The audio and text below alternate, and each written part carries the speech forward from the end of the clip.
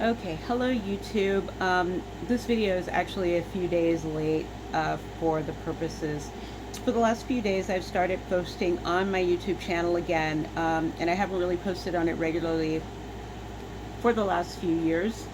Um, and so I wanted to, and I have been posting for the last few days now, and I wanted to make this video to kind of talk about why I'm getting my channel back up and running, or trying to get my channel back up and running, and how that came about, and hopefully it will make some difference. In 2014, when I was at my dad's funeral, I was talking to my niece, who's about 18 years younger than me, and we were talking about her courses that she was taking to become a life coach.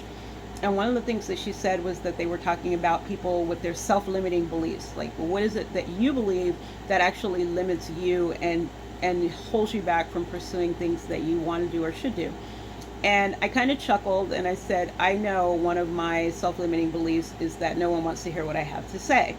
And I didn't mean that in a bitter kind of way or salty or anything like that. I didn't feel bad or any kind of way about it. I just really meant it in the sense that everybody has something to say, but nobody really wants to hear what they have to say. Like, no one person, anything that they have to say is that important.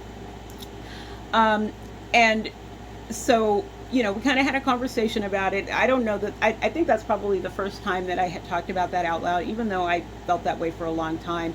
And I actually first posted content on my YouTube channel probably in 2011 or 2012, something like that. It might have been before. And I think about, I don't know if it's even still active or still out there, but one of the first videos that I posted on YouTube was that college was a waste of money. Well, if I look at the common trend today, that video was 10 years ahead of its time. So it could be that there are not that many people who want to hear who I have to say, but there could be people who need to hear what I have to say. And so I I started flirting with the idea recently in the last couple of years, not the last couple of years, this year, of getting my channel back up and running, just because, I follow a lot of content on YouTube. I follow probably 200 channels, maybe more on YouTube. I subscribe to, and I also follow probably 70 channels on Rumble. And there's a lot of good content out there. There's a lot of content that I enjoy, and I kind of felt like everything is being covered, and it's all being covered well. So I didn't know or feel certain that the platform really needed me. But in the last few months, I would say in 2024, I've seen a lot of content that I've never seen before that has been out there for a while, like people just going around doing good deeds and using the ad revenue to support the work that they do. And this is definitely not about the money for me. However, I do volunteer legal advocacy for people. And that is one of the things that I'm going to be talking about on my channel, because I don't think people understand how much corruption exists in the civil side of court proceedings, of the court process. A lot of people do know that it's in the criminal side, but in some ways it's actually worse on the civil side. I mean, not to suggest that money is more important than a person's freedom and their liberty. To me, being falsely accused is one of the absolute worst things that you could ever do to anyone, or that could ever happen to anyone. Because a lot of people will say, you know what, I made a mistake, I did my time, I got caught. But there are people who are falsely accused, and the only thing that can rescue you from something like that is a fair system. And when that doesn't work, it's tragic and treacherous. So, but there is a lot of corruption in the civil side as well, and it's blatant. You kind of have to trick your way around corruption in a criminal case, but in civil, it's just so much easier for them to get away with what they do. And so I'm going to be talking about that, but this really wasn't about the money. For me, it was about kind of just starting to share my experiences for whoever might need to hear it. And this is where I want to give acknowledgement to a YouTube content creator called Dodash. because I was surfing and I ran across a video by this content creator, and it said something to the effect of, if you're over 50, you need to be on YouTube. Something like that. And she, I saw the video in my feed a couple of times before I finally clicked on it because I'm over 50. And I, when I saw the video, by the way, I didn't think she was over 50, so I thought it was kind of interesting. And so I clicked on it, and she starts talking about all of the reasons why I should be on YouTube as a person over 50. And one of the things that she said is that she's like, you've got years of experience in your life. There are people young out there that are still trying to find their way, and they need to hear what you have to say, or they might need to hear what you have to say. And she also talked about the revenue from it, but I've never done, like I said, I volunteer my time for legal advocacy, and I've never accepted any money for it. I've never asked for any money for it. It's really just a situation where either I am able to help you or I'm not able to help you in this situation. Sometimes it's about helping a person find an attorney, offering my services to the attorney so that they can actually afford to take on a case like that. There are some attorneys that I want to get their permission before I, recognize them publicly, but a couple of attorneys who have truly put in some work and sacrifice in order to help on some of the very complicated cases that came to me through referral. Now, I don't seek out any work. People are referred to me by other people that I've assisted. And so I want to be able to talk about that, and maybe I'll also be able to use that to help in my legal advocacy, because sometimes, I've actually paid attorneys on behalf of other people, or given them the money to pay an attorney just to appear so they don't have to go to court alone.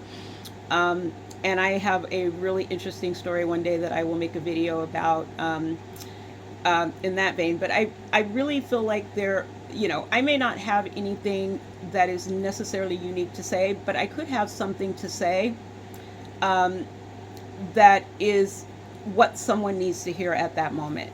And that's perfectly fine with me. I have many one-on-one conversations with people that last for hours. Sometimes I will have a lot of work to do, and next thing you know, I'm talking to someone and I realize that we are no longer talking about the case that we're working on, but we've started talking about life in general. And we've been on the phone for 4 hours, 5 hours. One time I ended up talking to someone who was a prospective client, and we ended up talking on the phone for about 13 hours straight, because she was having some other problems, and they were related. This was a foreclosure, a case, and she was also having problems in her marriage, and that can lead to financial problems, obviously.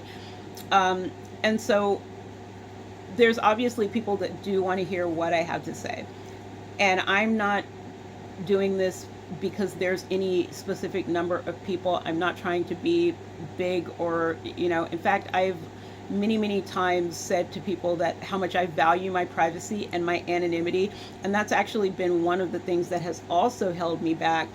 And I don't know if I really think of that as a limiting belief. It's just that I don't like it. I don't like being in the public eye. I very long time ago, I used to play the piano and organ at church.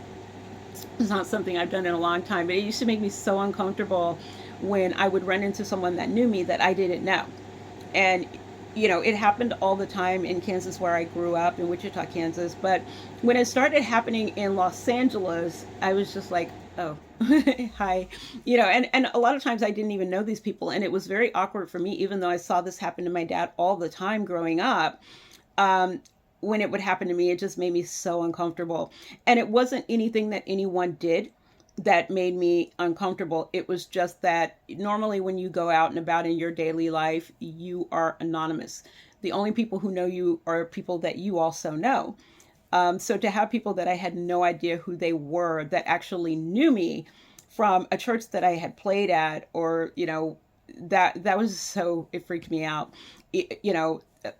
More recently, and I'd say probably this is in the last 15 years, I went on a couple of talk shows. Now, I was on the talk shows because I wanted to talk about a subject that was actually really important to me. One time I went on, I believe it was the Tyra Banks show. I don't know if you guys know who she is or remember her. but I was on her show, and I was I don't remember what they call it, but a selected audience member. So even though I was in the audience and not on the panel, I had been invited there, and they had already told me that they were going to come to me to comment on something. And it had to do with, what was that guy's name? He was a comedian that had used the N word talking to someone. And then people started recognizing me from that. And I was just like, what? I'm an audience member who made a comment on a talk show, and I don't know how popular the show was, but I I couldn't believe that people were recognizing me from that. Another time I went on Entertainment Tonight. In this case, I was a panelist, and I was talking about weight loss and my struggles with weight loss, and people recognized me. And I was like, I can't do this anymore. So I stopped doing it, but I've gotten some indications, which maybe I will talk about one day, maybe I won't, that it is not my path to maintain my anonymity.